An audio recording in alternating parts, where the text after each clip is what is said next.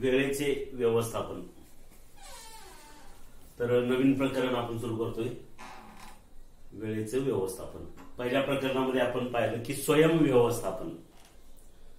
तर स्वतःला चांगल्या सवयी लावण्यासाठी जे व्यवस्थापन केलं जातं ते काय पाहिलं आपण, स्वयं व्यवस्थापन. स्वतःमधील सामर्थ्य वाढवण्यासाठी आणि कमकुवत दुवे घालवण्यासाठी स्वयं व्यवस्थापनाचा प्रामुख्याने उपयोग होतो. बलस्थानं आहेत, प्रत्येक व्यक्तीमध्ये जी बलस्थानं असतात, तर ती बलस्थानं अजून बळकट करणे आणि ज्या कमतरता असतात त्या कमतरता दूर करण्यासाठी स्वयं व्यवस्थापनाचा प्रामुख्याने आपल्याला उपयोग होतो, हे आपण पहिल्या प्रकरणामध्ये पाहिलेलं आहे. तर स्वयं व्यवस्थापन झाल्यानंतर ज्या काही उद्योगामध्ये, ज्या काही व्यवसायामध्ये आपण पडणार आहे, तर त्या व्यवसायामध्ये यशस्वी होण्यासाठी वेळेचं नियोजन फार महत्वाचं आहे, टाइम मॅनेजमेंट. तर जर आपण पाहिलं तर आपल्याकडे 24 तास वेळ असतो. या 24 तास वेळेचं ज्या व्यक्तीने योग्य नियोजन केलं ती व्यक्ती जीवनात यशस्वी होते. अशी उदाहरणं भरपूर आहेत. किंवा जे मोठमोठे उद्योजक आहेत, उद्योगपती आहेत, तर हे ध्येयाने प्रेरित झालेले असतात. प्रत्येक मिनिटाचा आणि मिनिटाचा ते सदुपयोग करतात, वेळ वाया घालवत नाहीत. तेव्हाच त्यांनी यशाचं उच्च शिखर गाठलेलं आहे. म्हणजे वेळेला फार महत्व आहे. पैसा एवढंच महत्व किंवा पैशाहूनही जादा वेळेला महत्व आहे असं म्हटलं तरी ते वावगं ठरणार नाही. जर सर्वसामान्य व्यक्तींच्या बाबतीत जर पाहिलं तर वेळ हा भरपूर वाया जातो. सगळ्यांना वेळ सारखा दिलेला आहे, 24 तास हा वेळ सगळ्यांना सारखा आहे. पण जर बारकाईने जर तुम्ही अभ्यास केला तर त्या वेळेचा सदुपयोग किती करताय पहा. तुम्ही विद्यार्थी तुमच्या दृष्टीने जरी पाहिलं तर 24 तासापैकी चांगल्या कामासाठी किंवा अभ्यासासाठी तुम्ही किती वेळ देताय, किंवा इतर जे छोटे मोठे काम करणारे जे लोक आहेत ते प्रत्यक्ष कामासाठी किंवा चांगल्या कामासाठी त्यातला किती वेळ खर्च करतात जर पाहिलं तर साधारणपणे 5 ते 6 तास जास्तीत जास्त सरासरी लोक जे आहेत हे काम करतात. आणि इतर सगळा वेळ 24 तासापैकी जवळजवळ 18-19 तास हा दुय्यम कामासाठी वापरतात. जे महत्वाची जी कामं आहेत ही पहिल्या 4-5 तासामध्येच होतात आणि बाकीचा सगळा वेळ 20 तास हा दुय्यम कामासाठी, झोपण्यासाठी, आराम करण्यासाठी, मनोरंजनासाठी, हे तुमच्यासारखं मोबाईलमध्ये गेम वगैरे खेळण्यासाठी असा बऱ्याच जणांचा वेळ वाया जातो. हे जर उलट केलं आणि जे ध्येयाने प्रेरित झालेले लोक असतात हे याच्या उलट करतात. जे 5 तास 6 तास आपण जे काम करतो बाकीचा वेळ वाया घालवतो, इतर कामासाठी घालवतो, त्याच्याऐवजी ते फक्त 5 ते 6 तास त्यांचा वेळ वाया जातो आणि इतर 18 तासाचं त्यांचं योग्य असं नियोजन असतं. त्यामुळे ते यशस्वी झालेले असतात, यशाच्या उच्च शिखरावर पोहोचलेले असतात. आणि त्या 5-6 तासापैकी त्यांचा जो वाया जाणारा वेळ आहे तो फक्त झोपण्यासाठी जातो. म्हणजे तो देखील वाया जात नाही, त्याचं देखील त्यांनी नियोजन केलेलं आहे. किती तास माणसाला कमीत कमी 5 ते 6 तास झोप असणं गरजेचं आहे आणि ते तेवढीच झोप घेतात. जेवढी गरज आहे शरीराला आपल्या तेवढीच झोप घेतात आणि बाकीची सर्व जो वेळ आहे 18 तासाचा वेळ त्याचा त्यांनी सदुपयोग केलेला असतो. म्हणजे 5-6 तास जो आहे याचं देखील त्यांनी नियोजन केलेलं आहे आणि इतर 18 तासाचं कामाचं योग्य नियोजन केलेलं आहे. म्हणूनच ते या ठिकाणी नावाजलेले उद्योगपती, नावाजलेले उद्योजक आहेत. तर आपण जे काही काम हाती घेतलंय ते जर पूर्ण वेळेमध्ये व्हायचं असेल, वेळेचा जास्तीत जास्त सदुपयोग करायचा असेल, चांगलं व्हायचं असेल, त्या कामामध्ये घाई होऊ नये असं जर तुम्हाला वाटत असेल तर अशा पद्धतीने योग्य वेळेचं नियोजन करणं गरजेचं आहे. तर कामाच्या वेळेचा नियोजनपूर्वक आराखडा तयार करणे आणि त्यानुसार ठरवलेली जास्तीत जास्त कामे पार पाडणे म्हणजे काय, वेळेचं व्यवस्थापन, अशी एक आपल्याला व्याख्या तयार करता येईल. लक्षात, म्हणजे जे काही कामं करायची त्याचा आराखडा तयार करायचा आणि त्या आराखड्यानुसार तेवढ्या वेळेत जास्तीत जास्त कामं करायची.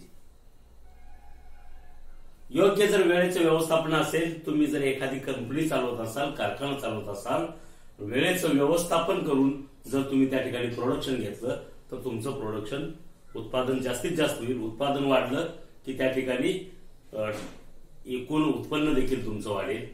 म्हणजे आता मी अगोदर जसं सांगितलं तशाप्रमाणे पैशाहून पैसा एवढंच महत्व किंबहुना त्यापेक्षा जास्त महत्व. तुम्ही जेवढा जास्तीत जास्त वेळेचा सदुपयोग कराल तेवढे तुमच्याकडे जास्तीत जास्त पैसे येणार. म्हणजे पैशापेक्षा देखील वेळेला त्या ठिकाणी जास्त महत्व आहे हे या ठिकाणी सिद्ध होतं. तर अशा पद्धतीने वेळेचं व्यवस्थापन करणे हे गरजेचं आहे. कामं जास्त आहेत आणि वेळ कमी पडतो असं आपण बऱ्याच वेळा ऐकतो. वेळच पुरत नाही असं आपण ऐकतो. किंवा पेपर सोडवत असताना बोर्डाच्या परीक्षेच्या वेळेस काही विद्यार्थी म्हणतात की वेळच पुरला नाही त्यामुळे माझा पेपर कव्हर झाला नाही. अरे वेळ पुरला नाही असं कसं होईल?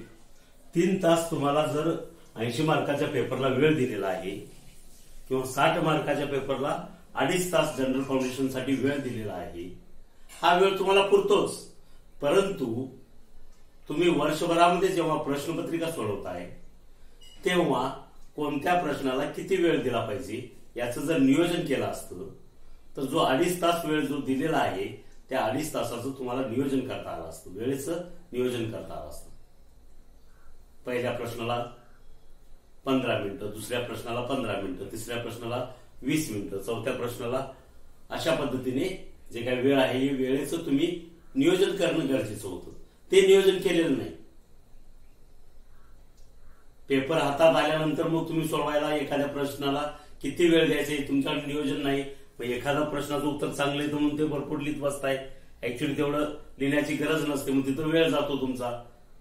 तर असं होतं आणि त्याच्यामुळे तो वेळ पुरत नाही. हेच जर गणित तुम्ही वेळेचं अगोदर मांडलं असतं, प्रत्येक प्रश्नाला किती वेळ द्यायचं हे ठरवलं असतं तर हा वेळ पुरतोच. तसंच कामाच्या बाबतीत होतं.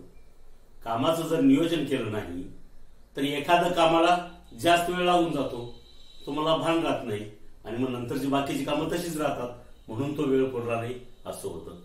परंतु म्हणजे जे असे लोक म्हणतात की कामच भरपूर आहेत वेळच पुरत नाही, तर त्यांना कामाचं त्या ठिकाणी नियोजन करता येत नाही असा त्याचा सरळ अर्थ. कामं किती असू द्या परंतु त्या कामांचं योग्य नियोजन केल्यानंतर तुमचा वेळ हा पुरतोच. म्हणजे वेळेचं योग्य नियोजन केल्यानंतर कामाची योग्य विभागणी करता येते आणि कामं ती त्या वेळेत पूर्ण करता येऊ शकतात. आणि यशस्वी होणारी जी लोक आहेत, आता सांगितलं तसं यशस्वी होणाऱ्या लोकांमध्ये जे विविध गुण असतात, विविध तंत्राचा त्यांनी अवलंब केलेला असतो, त्यातलं जे एक महत्वाचं तंत्र हे आहे की वेळेचं व्यवस्थापन किंवा वेळेचं नियोजन. या यशस्वी लोकांनी, यशस्वी उद्योजकांनी, यशस्वी उद्योगपतींनी या वेळेचं नियोजन योग्य प्रकारे केलं आहे. हे जे व्यवस्थापन तंत्र आहे त्याचा योग्य वापर केलेला आहे वेळेच्या व्यवस्थापनाचा आणि त्यामुळे ते त्या ठिकाणी यशस्वी होतात. एखाद्या ध्येयाचा पाठलाग करत असताना वेळेला फार महत्व आहे. वेळेत काम व्हावं असं तुम्हाला जेव्हा वाटतं आणि तुम्ही ध्येय एखादं निश्चित केलेलं असतं, त्या ध्येयाला अनुसरून त्या दिशेने जर वेळेचं नियोजन केलं तर तुम्ही त्या उच्च कोटीचं पराकोटीचं जरी ध्येय असलं तरी ते साध्य त्या ठिकाणी करू शकताय किंवा ते ध्येय गाठू शकताय. परंतु वेळेला महत्व देऊन त्या वेळेमध्ये सातत्याने प्रयत्न करणं आवश्यक आहे. म्हणजेच काय, वेळेचं उत्कृष्ट व्यवस्थापन केल्यास उच्च कोटीच्या ध्येयापर्यंत तुम्ही त्या ठिकाणी पोहोचू शकताय. प्रत्येकाकडे वेळ सारखाच आहे, परंतु योग्य नियोजन करून त्याचा विनियोग पैशासारखा जर केला गेला तरच त्या ठिकाणी तुम्हाला वेळेचं किती महत्व आहे हे समजू शकतो. म्हणजे पैसा एवढं किंवा किंबहुना आता मी तुम्हाला जसं सांगितलं तसं किंबहुना पैशापेक्षा जास्त देखील महत्व या वेळेच्या व्यवस्थापनात आहे. तुम्ही जितकं योग्य व्यवस्थापन कराल तितका तुमच्याकडे पैसा जास्त येणार आहे.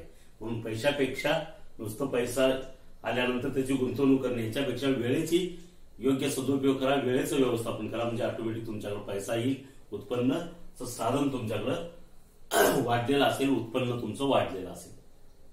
आणि वेळेचं उत्तम व्यवस्थापन करणारे लोकच त्या ठिकाणी काय होतात की जीवनात यशस्वी होतात.